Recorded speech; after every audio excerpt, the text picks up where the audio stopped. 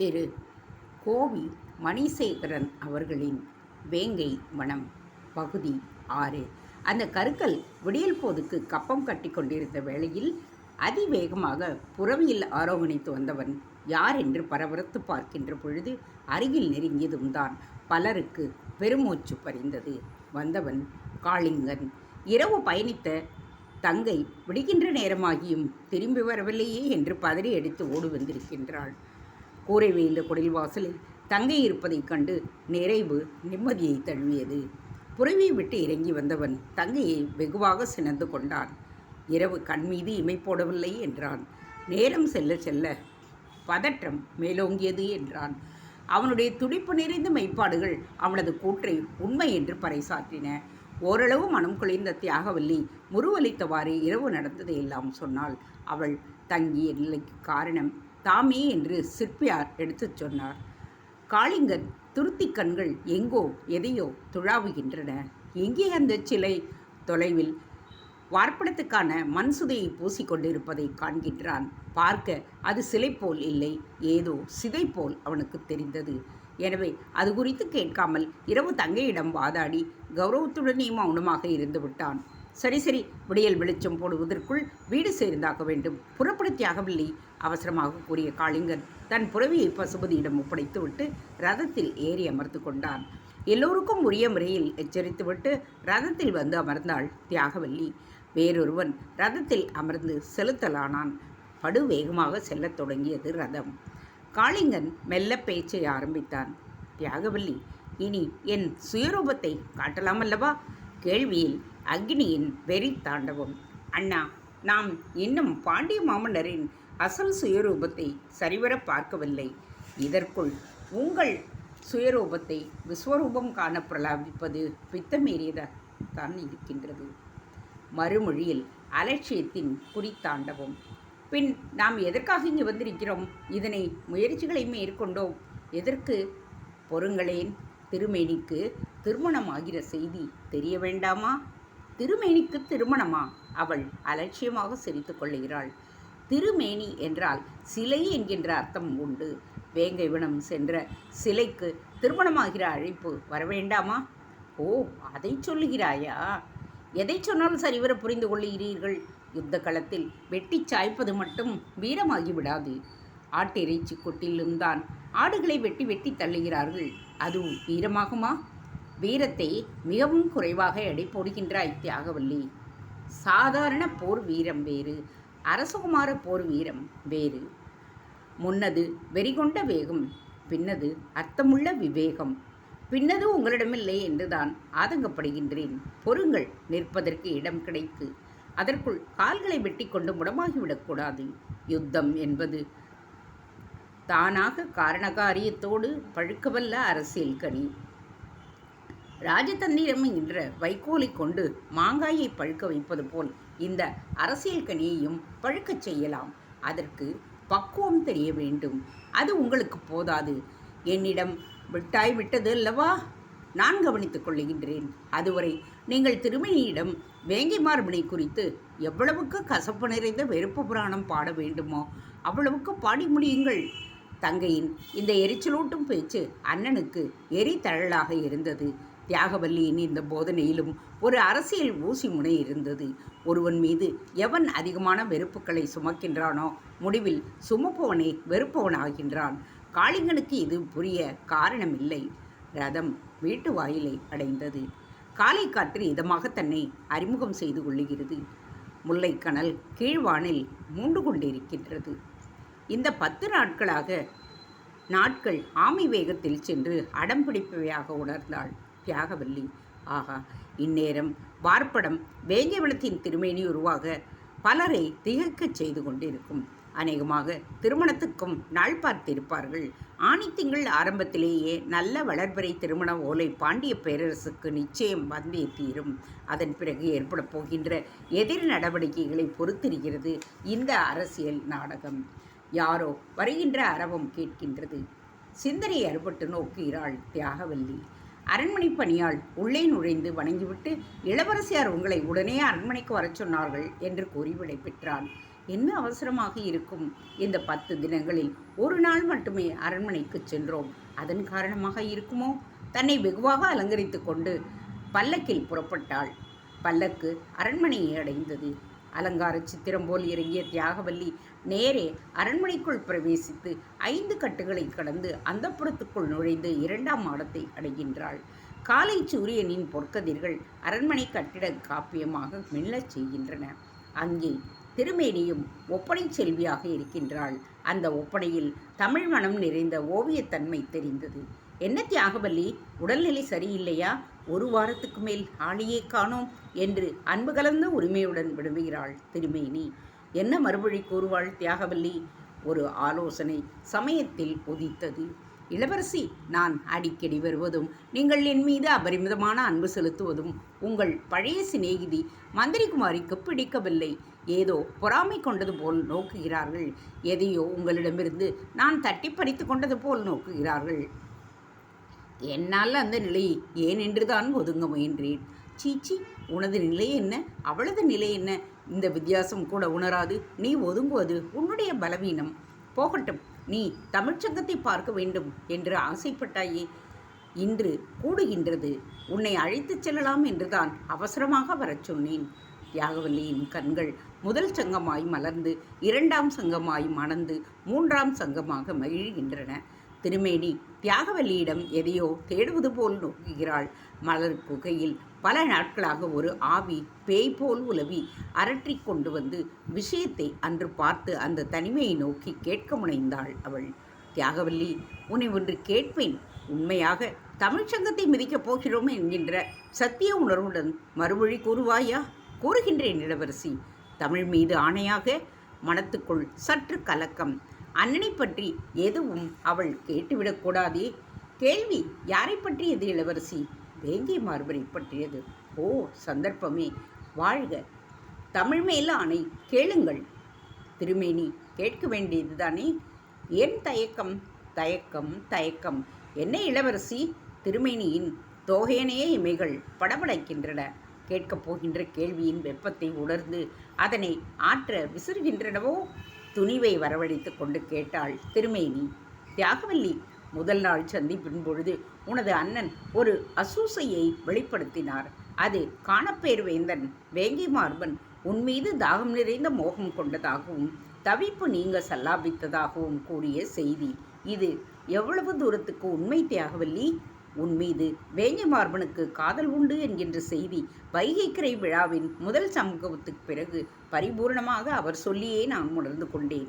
ஆனால் உன்னை சல்லாபித்து என்னை பார்க்க தூது வருவது எந்த விதத்தில் நியாயம்? எந்த விதத்தில் நாகரீகம்? திருமணத்துக்கு பிறகு பலர் என்பது ஒரு அரசியல் திசை திருப்பமாகும். இயல்பானதும் கூட. ஆனால் ஒரு பெண்ணை கெடுத்து இன்னொரு பெண்ணை பார்க்க வருவதாவது இந்த பண்பாட்டிலாக எங்கே மார்பன் வளர்ந்து வருகிறான்? என்னை சகோதரி என்று அழைத்து சம்பாதித்து கொண்ட வெறுப்பை விட இப்பொழுது அவர் அதிகமாகவே பெற்று கொண்டார். இந்த அநாகரிகம் எவ்வளவு தூரத்துக்கு உண்மை என்பது புரிபட வேண்டும். பாதிக்கப்பட்டவளே இருக்கின்ற பொழுது அந்த உண்மையை தெரிந்து கொள்ளலாமே என்றுதான். தெரிந்து ஆகப்போவது சுழிமுனையான கேள்வி. விழிமுனையில் திணறுகிறாள் திருமேனி.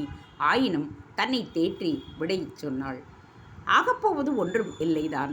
ஆனால் பூரணமாக தெரிந்து கொண்டால் என் முயற்சி பூரணமாக மேற்கொள்வோம். என்ன முயற்சி? இப்படி ஒரு அபலையை நீ என்று எனது உள்ளம் அனுதாபம் கொள்ளும்.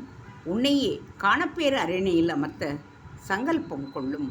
சகோதரி என்று என்னை அழைத்து பாதி அளவுக்கு நான் பாதிக்கப்பட்டதாலும் இப்பொழுது முழு அளவுக்கு பாதிப்பு கண்டு உன் வாழ்வை எனது வாழ்வாக மேற்கொள்ளுவேன்.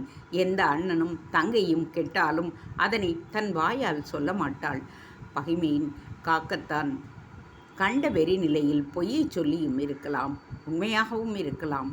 அவனை உனது வாய் மூலமாக ஒரு வாக்கு மூலமாகவே கேட்டுவிடலாமே என்றுதான். அதனால்தான் பெண் உருவில் போற்றும் நமது தமிழுருவின் ஆணையை கேட்டேன். உண்மையை சொல் தியாகவல்லி. அடுத்த கணம் தியாகவல்லியோ உணர்ச்சி வயப்பட்டு உந்தலின் மூலக்கணல் இதயத்தில் இருந்து வெளிப்பட்டு தன்னை மறந்து, தன் நிலையை மறந்து, தன் அண்ணனை மறந்து, உண்மைக்கு உடல் கிடையாது, உடை கிடையாது, உயிர் ஒன்றே என்பது போல கலகலவென்று நகைக்கின்றாள். ஏன் இந்த நகைப்பு தியாகவல்லி? இளவரசி, வேங்கை மார்பன் நாகரீகத்தின் நாயகன், தமிழ் பண்பாட்டின் தலைவன், பெண்ணுக்கு இலக்கணம் எழுதும் பெரும் காப்பியன். மெய்ப்புலகத் துடிப்பால் மேனி சிலிர்க்க பொய்க்களத்தை பொசுக்கும் பொறிபறக்கும் சொற்களால் தனது வேங்கை மார்பனுக்கு சூழ்நிலை மறந்து நிவேதித்து விட்டாள் தியாகவல்லி. அடுத்த கணம் தன்னை உணர்ந்து நாவை கடித்து கொண்டாள். தமிழ் மீது ஆணையிட்டதால் தன்னை மறந்த பேருணர்வோ இது? ஆனால் வேங்கை மார்பனை இழித்தும் பழித்தும் சுழித்தும் பேசிவிட்ட திருமேனி தியாகவல்லியின் திறந்த இதயத்தை கண்டு விழித்து விதிர்த்து பின் வியர்த்து போனாள். உன் அண்ணன் காளிங்கன் சொன்னது பொய் பொய் பொய். அதே முகவிகாரம், அதே உள்ளுணர்வு, அதே ஆவேச குரல். அன்று வேங்கை மார்பன் தன் காதலை எவ்வாறு எடுத்து கூறியும் கேளாது திருமேனி சிலிர்த்தெழுந்த கணற்காட்சி. இத்தனை உணர்ச்சி பிழம்பாக பொய் பொய் பொய் என்று கூறிய தியாகவல்லி அடுத்த கணமே உச்சத்தின் எதிர்நிலை கண்டு கோவென்று அழத் தொடங்கிவிட்டாள். ஏன் இப்படி இவள் அழ வேண்டும்? அவளது அழுகை எங்கோ தொலைவிலிருந்து கவனித்த கணற்கண்களிலும் பனித்துளிகள் அரும்பின. கோவென்று அழத் தொடங்கிய தியாகவல்லியை எவ்வளவோ சமாதானம் செய்கின்றாள் திருமேனி. அவளது கண்களிலும் நீர்த்திரை. அது இரகசிய சன்னிதானத்து குடமுழுக்கு நீரில் மிகின்ற சிதறல். ஒருவாறு தன்னை தேற்றிக்கொண்ட தியாகவல்லி நீண்ட பெருமூச்சுடன் பாண்டியகுமாரி திருமேனியை கவனிக்கின்றாள். இதில் நீ அழ என்ன இருக்கிறது தியாகவல்லி என்றாள் திருமேனி. தியாகவல்லியின் நாவு அசைந்தது. இளவரசி, தங்கள் தமிழ் மீது ஆணை என்று கூறவே நான் தயங்காமல் என்னை மறந்து உண்மையை சொல்லிவிட்டேன். நான் அவரை காதலித்தது சத்தியம், மணக்க விரும்பியதும் சத்தியம், அரியணையில் அமர ஆசைப்பட்டதும் சத்தியம். ஆனால் அவர் என்னுடன் சிறு வயது முதல் பழகியவர். ஒரு நாளும் என்னை ஒரு நல்ல இடத்தில் சம்பந்தம் செய்யவே விரும்பினார். உங்களை பற்றி கேள்விப்பட்ட நாள் முதல் அவரது மனக்குகையில் உங்களுடைய திருமேனி ஓவியம் அழியாத வண்ணம் இடம்பெற்றிருப்பதை அறிந்த நான் அடுத்த கணமே என் எண்ணங்களை அப்புறப்படுத்தி விட்டேன். ஏன் துப்புரவாக அழித்து கொண்டேன். அதாவது வேற்று சம்பந்தத்துக்கு நீ உடன்பட்டு விட்டாய்.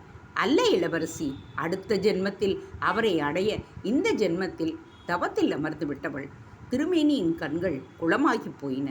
மிகுந்திருந்த குடமுழுக்கு நீர் குபுகுபுக்கின்றது. நீ அவ்வாறு தவம் செய்ய தேவையே இல்லை. இந்த ஜென்மத்திலேயே உன்னுடைய பிரார்த்தனை பலிக்கும். அது முடியாத இளவரசி. இந்த ஜென்மத்தில் வேங்கை மார்பன் உங்களது கணவனாகவே இருந்து மடிவார். இந்த உறுதியை யாரும் அசைத்து கூட பார்க்க முடியாது.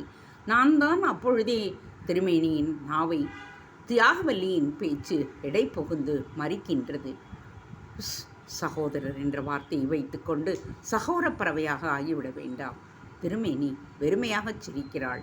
தியாகவல்லி, உன் கதைதான் இனி என் கதையும்.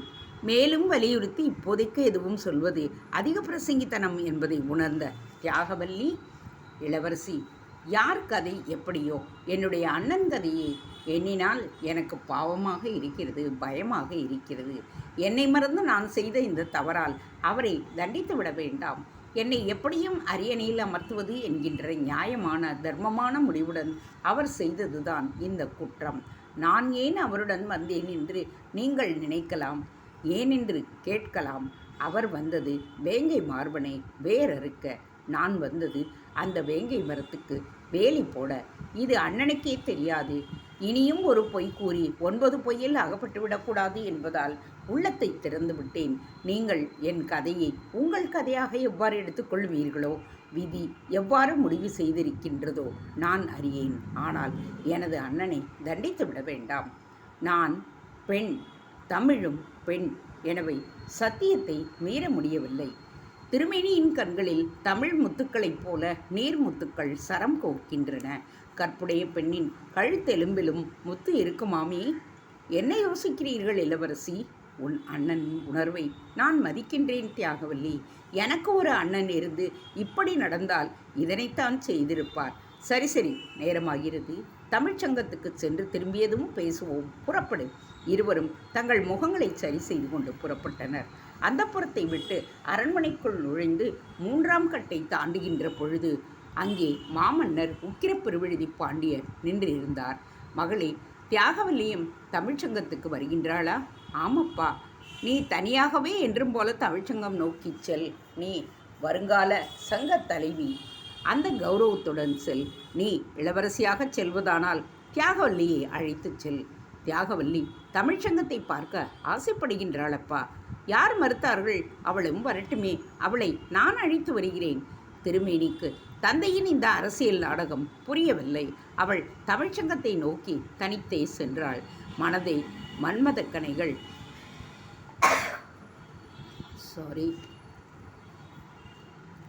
மஞ்சுக்கண்ணிகளாய் தவிக்கப்பட்ட தவிப்பு, கனவுகள் எரிந்து சாம்பலாக முடியாத தவிப்பு.